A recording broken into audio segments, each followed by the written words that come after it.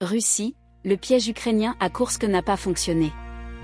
Alors que l'avancée des Ukrainiens dans Koursk est violemment repoussée, celle des Russes vers Pokrovsk se poursuit inexorablement. Selon des informations concordantes, l'armée russe ne serait que à une dizaine de kilomètres de Pokrovsk. On s'accorde pour dire que la chute de Pokrovsk, une pièce maîtresse dans le dispositif défensif ukrainien, changerait la face de la guerre en donnant un coup d'accélérateur. Un coup d'accélérateur qui fera passer la guerre où le front évolue pour ainsi dire mètre après mètre, à une guerre de mouvement, où de grands espaces seraient ouverts à l'armée russe.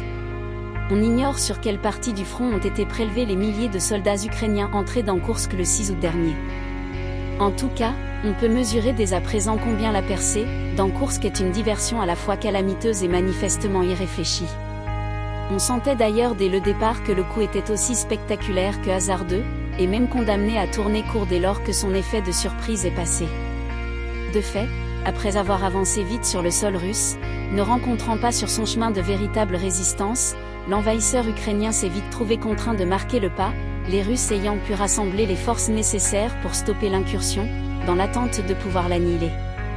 Les Russes sont maintenant en train d'affirmer qu'ils mettent hors de combat pas moins d'1 millier de soldats ukrainiens par jour. À ce rythme, la bataille de Koursk serait vite terminée. Les Ukrainiens sont entrés en Russie par le seul point laissé sans défense par les Russes. Il semble d'ailleurs que ce ne soit pas tant la conquérir que voulait Kiev qui fait raccourir les Russes, avec pour premier effet d'arrêter leur avancée dans Donetsk, et en premier lieu vers Pokrovsk.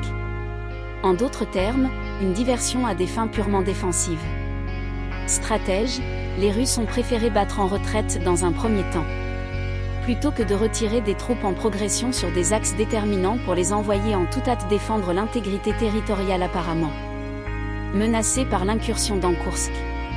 Celle-ci était finie dès lors que les Russes n'ont pas été dupes de la manœuvre, la feinte ou le faux-semblant, destinée à les distraire d'une avancée qui elle était réelle, la leur, en direction de Pokrovsk.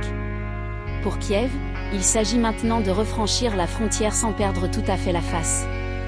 Si Pokrovsk tombe, ce que beaucoup d'observateurs considèrent comme quelque chose d'inéluctable, la percée dans Koursk aura été pour quelque chose, soit parce que ses forces ont été prises là où elles étaient le plus utiles, soit parce qu'elle aura révélé aux Russes la profondeur du désarroi ukrainien.